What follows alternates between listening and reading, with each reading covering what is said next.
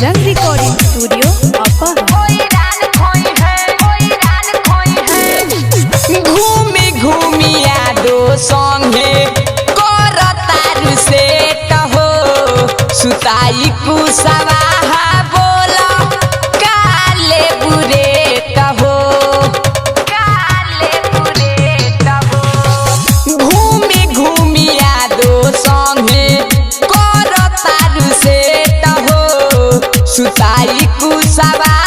बोला काले बुरे कहो जहाँ मजा नहीं मिली उहाँ जई है तोहर तो पल सामान कोई जान खोई है तोहर तो पल सामान कोई जान खोई है तोहर तो पल सामान कोई जान खोई है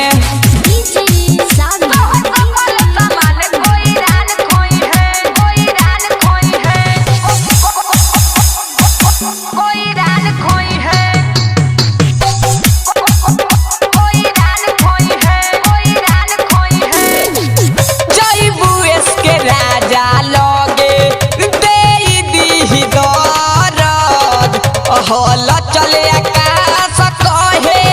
बनम तोहर मरद जईबू आशिक विकास लगे दे दीही दरद चंदन अकेला कहे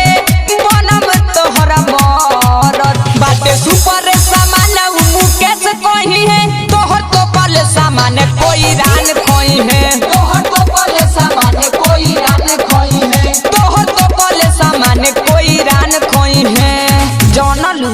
बजरंग रिकॉर्डिंग स्टूडियो अपहर।